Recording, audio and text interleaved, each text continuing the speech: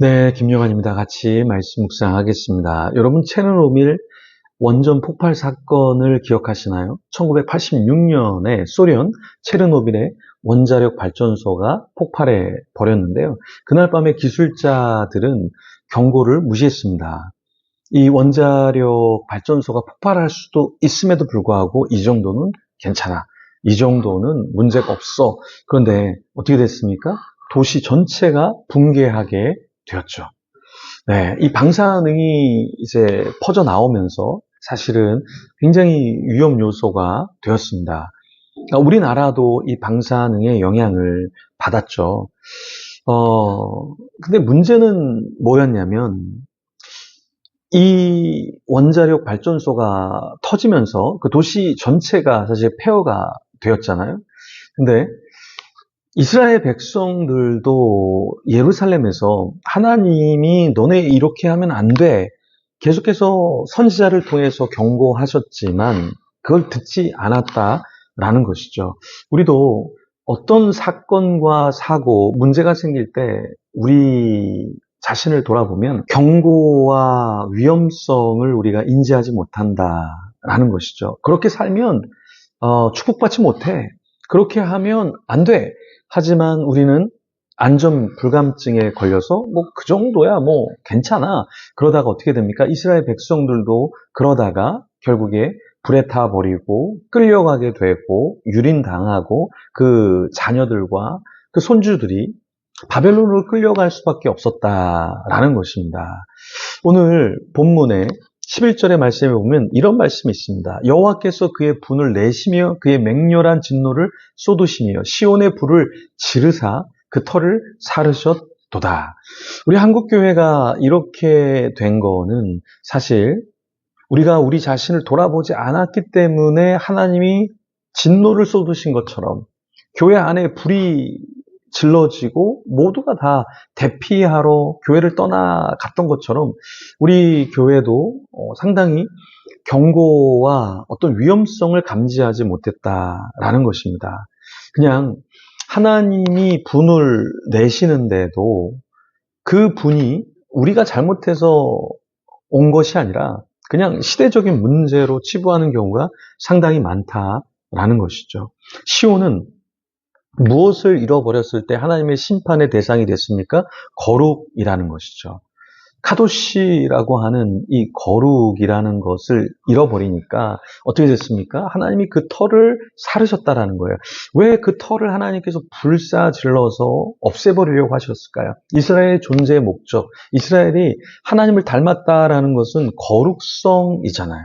거룩성. 근데 그 거룩성이 없어지니까 하나님께서 이스라엘 백성들을 더 이상 받으실 수 없고 포로로 끌려가게 하셨다라는 것이죠. 그러면 내가 노래하는 사람이라면 나에게 무엇이 있어야 되겠습니까? 노래가 있어야 되겠죠. 그림 그리는 사람이라면 그림이 그려지고 그림을 그려내야 하겠죠. 그렇죠? 학생은 공부를 해야 하고 일하는 사람은 일을 해야 되고 예배자는 예배를 해야 되는데 그러한 주요한 요소가 없어지기 때문에 결국에 어떻게 되는가? 우리의 터전에서 우리의 무대 위에서 우리는 사라질 수밖에 없다라는 것입니다.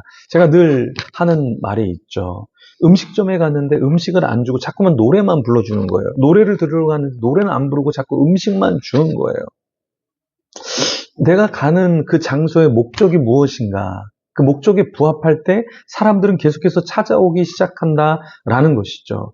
우리 한국교회가 예배를 잃어버리고 기도를 잃어버리고 찬양을 잃어버리고 함께 교제하고 나누고 서로 돕는 것을 잃어버렸을 때 초대교회의 모습을 잃어버렸을 때 교회는 더 이상 교회로서 존재할 수 없게 되었던 것이죠.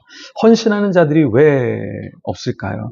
우리 부모 세대들이 우리가 헌신을 보여주지 못하니까 다음 세대들도 헌신이 무엇인지를 보지 못하고 자랐기 때문에 그럴 수 있다라는 것입니다. 대적과 원수가 예루살렘 성문으로 돌진해 왔습니다. 모든 왕들, 모든 천하의 백성들이 놀랬죠. 믿지 못했죠. 어떻게 이런 일이 우리에게 있을 수 있어? 그런데 일어나 버렸죠. 그래서 12절에 이렇게 이야기합니다. 대적과 원수가 예루살렘 성문으로 들어갈 줄은 세상의 모든 왕들과 천하 모든 백성들이 믿지 못하였도다. 정말 이런 일이 일어나겠어? 그런데 그 일이 일어났다라는 것입니다.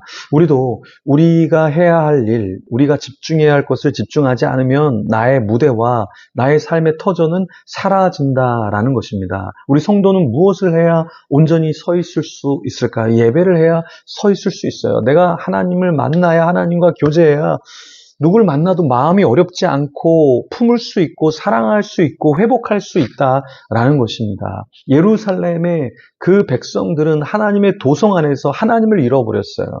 예배를 잃어버렸어요. 그들이 자부한 것은 무엇이었습니까? 네, 그들이 자부했던 것은 하나님을 사랑하는 마음과 그 거룩성이 아니라 다른 것을 자랑하기 시작했다라는 거예요. 성벽이 있으니까 우리는 안전해. 성이 있으니까 우리는 안전해. 우리는 하나님의 백성이니까 우리는 안전해. 그렇게 방심하다가 결국에 어떻게 됐습니까? 스스로 성을 무너뜨릴 수밖에 없었던 거죠. 하나님이 지키시는데 그 안에 하나님이 계시지 않았기 때문에 그 성이 무너졌던 것처럼 우리의 삶에서 우리 중심에 무엇이 있어야 되겠습니까? 욕망과 탐욕과 세상의 어떠한 기준과 세상의 어떤 자랑이 우리 속에 있다면 우리는 성도로서 온전히 서 있을 수 없을 겁니다. 그래서 우리는 어떻게 합니까? 우리 자신을 정결하게 하고 깨끗하게 하면서 주님 앞에 나가야 한다. 14절에 이렇게 말합니다. 그들이 거리에서 맹인같이 방황하며 그들의 옷들이 피에 더러워졌으므로 그들이 만질 수 없도다. 맹인 같은 존재가 되었고 옷들이 피에 더러워진 존재가 되었다. 나시리는 피에 접촉하면 안 됐죠. 이스라엘 백성들은 영적으로 깨어 있어야 되는데 맹인이 되어버렸다라는 것입니다. 우리는 어떤 존재입니까? 같이 기도하겠습니다. 하나님 감사합니다. 우리 되는 것은 주님 원하시는 예배자, 주님 원하시는 마음, 거룩함, 하나님의 성품을 갖고 있어야 하는데 우리는 어느덧 정말 귀중한 것, 세상이 갖지 못하는 것, 누릴 수 없는 그것을 귀히 여기지 아니하고 세상의 것들과 세상의 방식과 또 세상의 자랑이 우리 속에 들어와서 우리가 높은 것을 말하며 또 하나님 사람들보다 우위에 있는 것을 말하려고 하는 그 모습이 우리 속에 있음을 고백합니다. 하나님 더 낮아진 마음을 갖게 하여 주시옵소서.